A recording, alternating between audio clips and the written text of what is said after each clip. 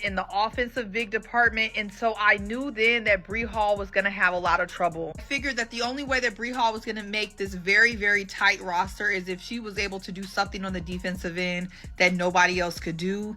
And I saw that she looked good against that Brazilian team, but I just had a gut feeling that it wasn't going to be enough. I definitely believe that Bree Hall has skills and talents that can be used on a WNBA roster. Will that be right now or this season? I don't know, because but anyway.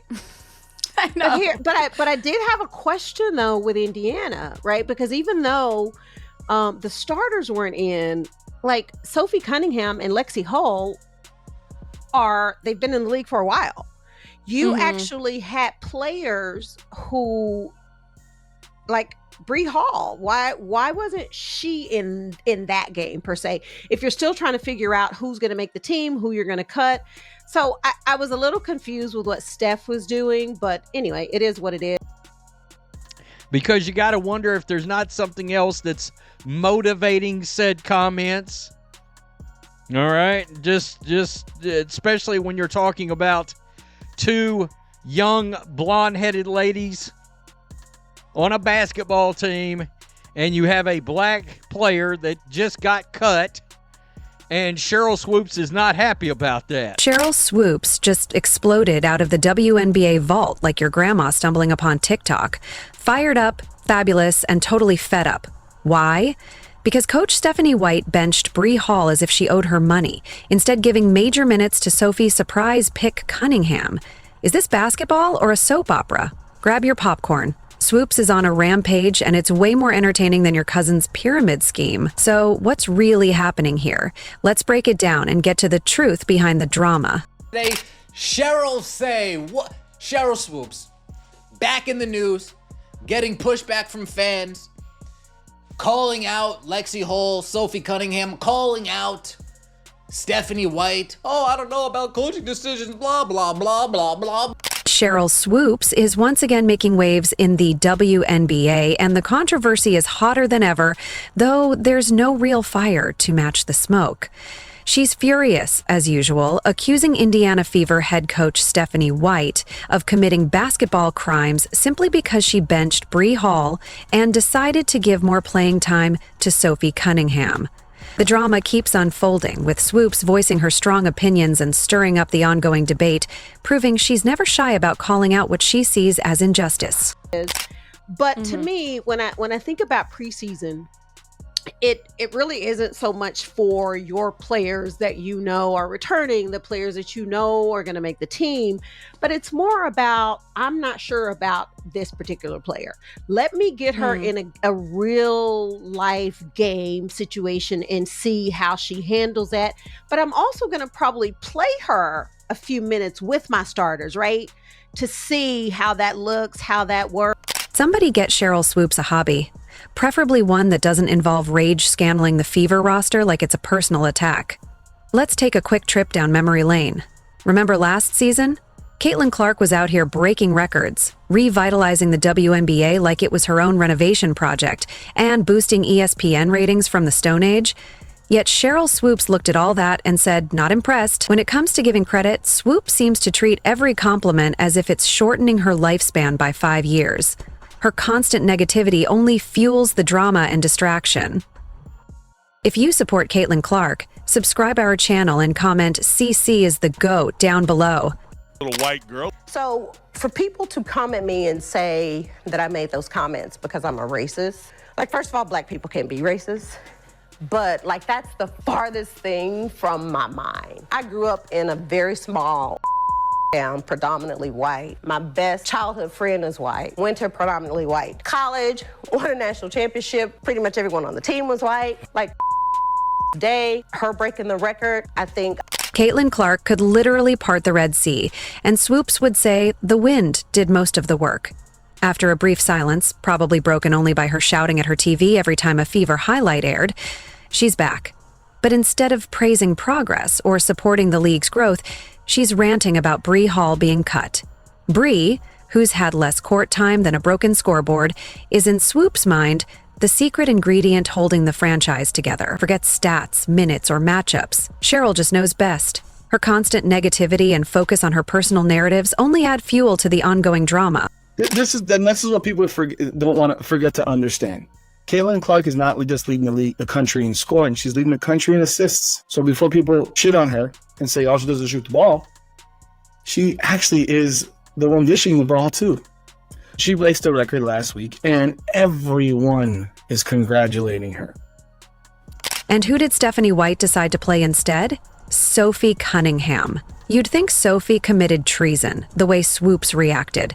It's as if making a basketball decision based on skill, fit, or strategy is out of the question. Instead, Swoopes seems to believe there's a massive anti-Bree conspiracy at play, dismissing the coach's judgment and the realities of team dynamics in favor of personal bias and unwarranted accusation. Swoopes, what do you have to say for yourself?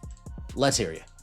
I know. But I did have a question though with Indiana, right? Because even though the starters weren't in, like Sophie Cunningham and Lexi Hull they've been in the league for a while. You actually had players who, like Bree Hall, why wasn't she in that game per se? If you're still trying to figure out who's going to make the team, who you're going to cut.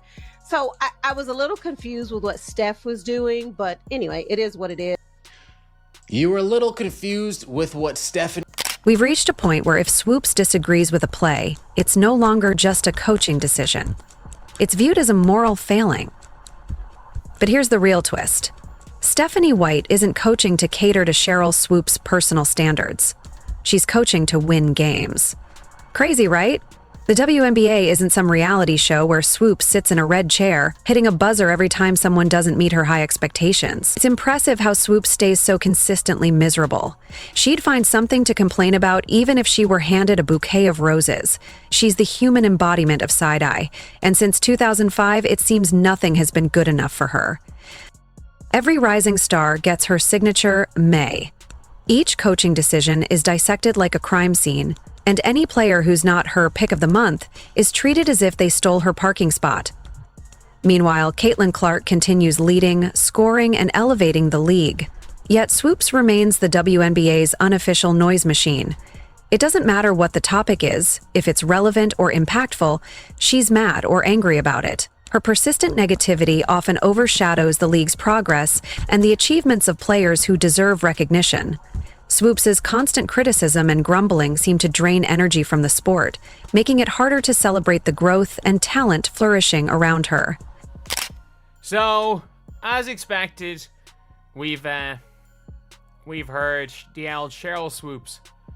We've heard the old Sheryl Swoopes talking about preseason, and obviously Caitlin Clark's a picture here because I'm not showing it, we're just going to listen to it, but as expected, never anything positive with the Fever.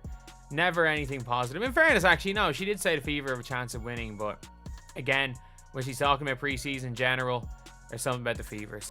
If Stephanie White gives Sophie Cunningham just a minute of playing time, Swoopes reacts as if someone keyed her car. Maybe, just maybe, the head coach knows what she's doing. Stephanie White has more coaching experience than Sheryl has critiques in her Twitter drafts. Yet, Swoopes is determined to be the voice of authority, armed with hot takes, and the belief that her opinion is law. What makes this even more tiring is the irony. Sheryl had her career breaking barriers, shaking up the game, and being unapologetically dominant. Now, she's become the very person she used to challenge, the gatekeeper, wagging a finger at anything new or different. If Sheryl had her way, the WNBA might be stuck in a 1999 time capsule. No fresh talent, no innovative coaching, just recycled rosters. Every achievement by players like Caitlin Clark is overshadowed by Swoopes' persistent critiques. Her constant negativity drains energy from the sport, and her resistance to change hampers growth. Instead of supporting progress, Swoopes seems more interested in maintaining the status quo, making it harder to celebrate the league's evolution and the new stars rising within it. What other white girls can I tune up from the Indiana Fever? Yeah, here we are. My goodness, I mean, we've had 2 preseason games. 2! And we're back to it. We're back here. She's criticizing Stephanie White. I bet Sheryl Swoopes hates that last name. This isn't just criticism. It's cosplay as a grumpy old curmudgeon. But let's really consider what this says. Stephanie White is under immense pressure to rebuild a franchise. She's working with one of the top rookie talents in the country, balancing veteran egos, rookie potential, and a league that's attracting more attention than ever before. Instead of celebrating this growth, we see Swoopes on the sidelines throwing shade as if she's the sun. Now, let's talk about Sophie Cunningham. Is she perfect? No. Is she capable? Absolutely.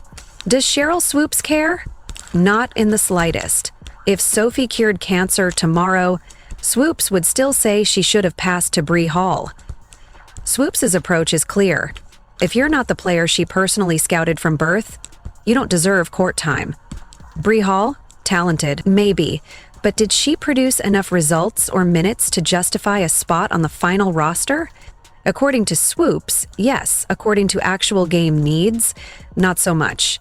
It's like arguing that the Starbucks barista should start at point guard just because they made your latte perfectly once.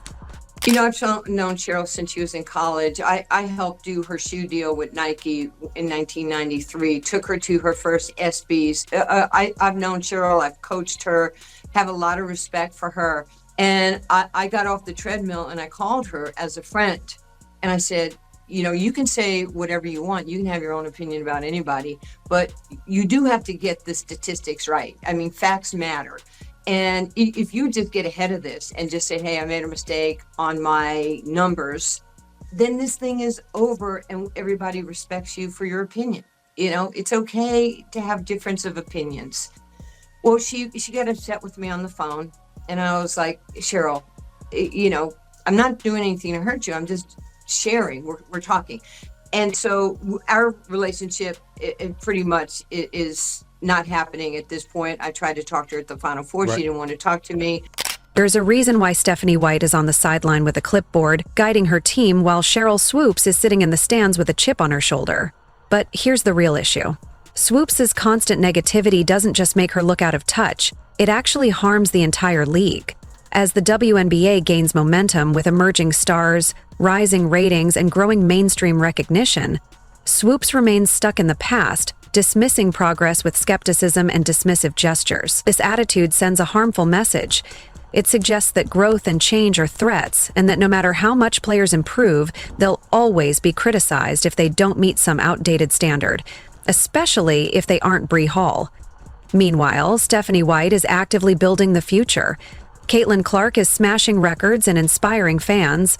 As Swoopes voices her discontent, the league continues to thrive and evolve. The team is moving forward, and Swoopes seems upset that she wasn't handed the wheel. Her grudge and negativity threaten to hold back the league's momentum at a time when unity and progress are more important than ever. The way she's coming at it is wrong. To say that the preseason is about these new players and seeing who makes it is a very, very limited view of what it's about in any sport. Is that part of it? Yes. For some teams might already know. They might have extra players in camp because they have those players to be there and help out in terms of the training camp and everything, but they have no intention of ever offering them a contract or putting them on the roster.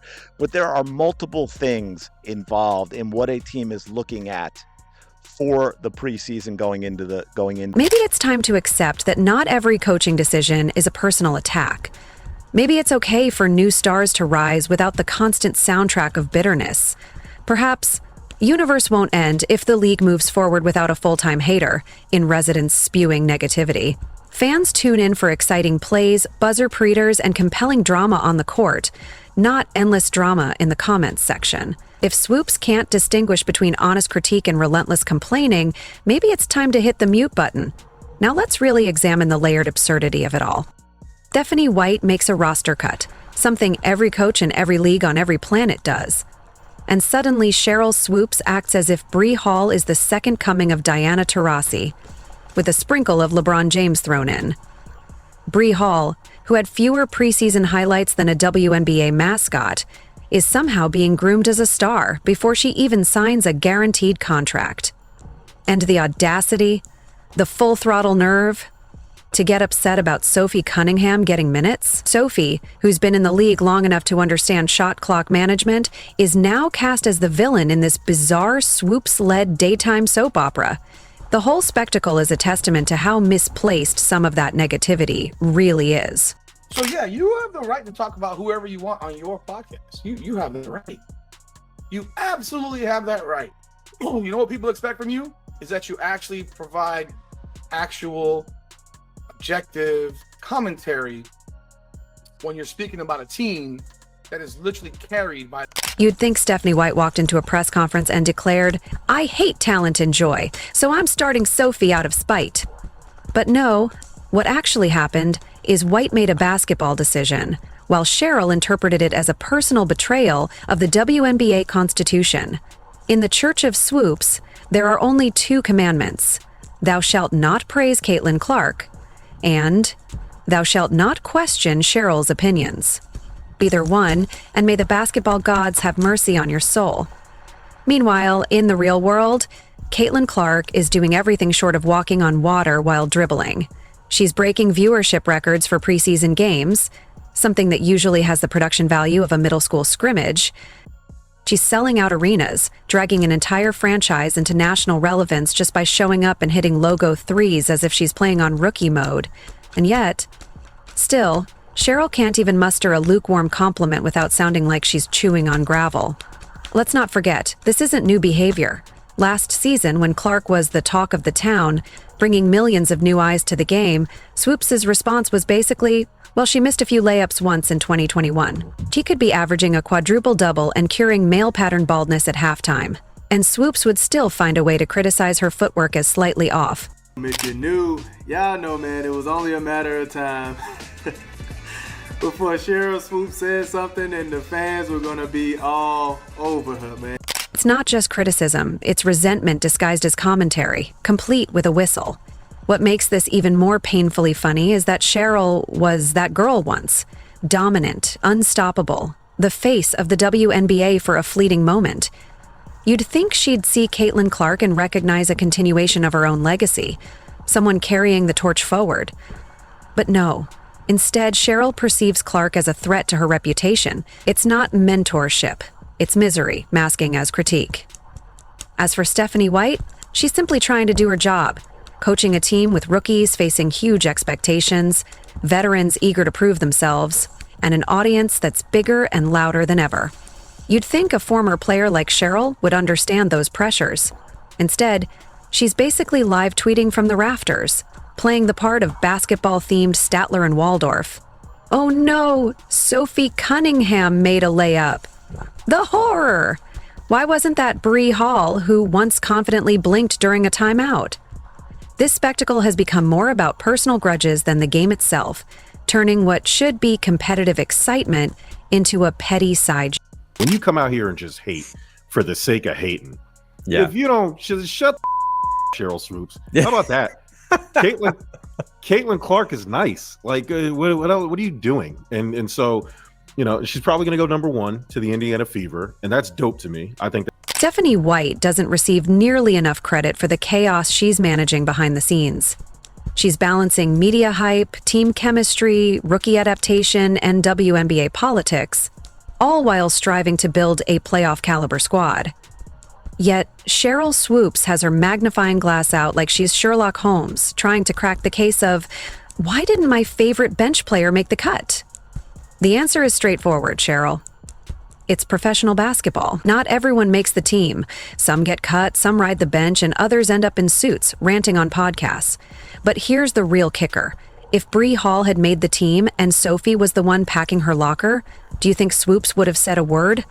Not a chance. Silence. Crickets. Static on the radio. The hypocrisy is louder than Caitlin Clark's fan section. And here's the twist. Sophie Cunningham can actually play.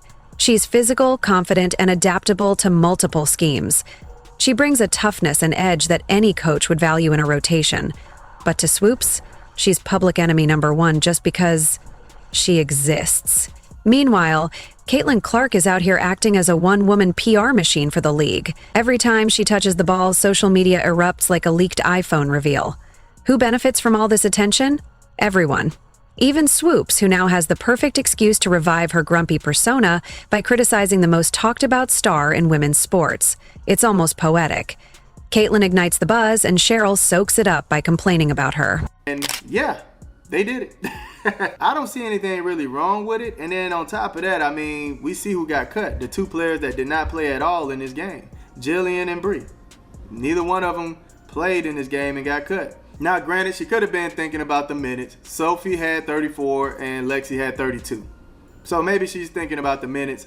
But honestly, there's nothing wrong with it. I mean, every team is doing it. If this were a reality show, Caitlin Clark would be the breakout star, Stephanie White the wise mentor guiding the team, and Sheryl Swoopes would be the uninvited aunt barging into confessionals in a bathrobe, demanding camera time. Let's be clear, Bree Hall didn't make the team. That's the whole story, happens all the time in professional sports. But in Sheryl's world, it's a scandal, an outrage, a tragedy deserving congressional hearings. Meanwhile, Caitlin Clark is out here making preseason games feel like the Super Bowl, and Stephanie White is focused on winning basketball games.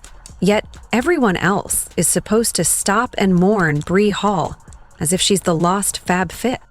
Here's the real issue hurting the WNBA. It's not roster cuts, it's not rookie attention, and it's not Sophie Cunningham's highlight reel. It's the constant negativity from personalities like Sheryl Swoopes, who should be nurturing the next generation, but would rather sabotage it if things don't align with their personal narratives.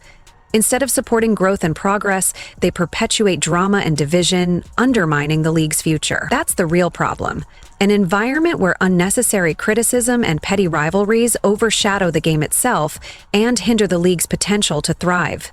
Sheryl Swoopes is among the dumbest people ever and one of the most talented ever. Really, if you look at Sheryl Swoopes' basketball history, she certainly should be considered greats, but all that goes away when you're inherently stupid. And let's be honest, we all know. Sheryl could have been a guiding light for the league, inspiring the next generation, but instead she's like a flickering fluorescent bulb in the corner, distracting and causing discomfort. It's time to accept that the WNBA is moving forward, whether Sheryl approves or not. If Bree Hall gets another shot, that's great. If not, life moves on. The league and its fans deserve a break from the endless, exhausting drama of Sheryl's hot take theater. Meanwhile, to Stephanie White, keep doing what you're doing. Wins will come, and eventually the noise will fade. With Caitlin Clark launching Logo 3/4 and filling arenas, the spotlight is only growing brighter. The court needs to be big enough to contain the excitement and the attention. This league is evolving rapidly, fast, and it's thriving with or without Swoopes' approval. Moving forward, the focus should be on the game, the talent, and the fans. Everything else is just noise. If you enjoyed, leave a like and subscribing. More videos are on the screen now.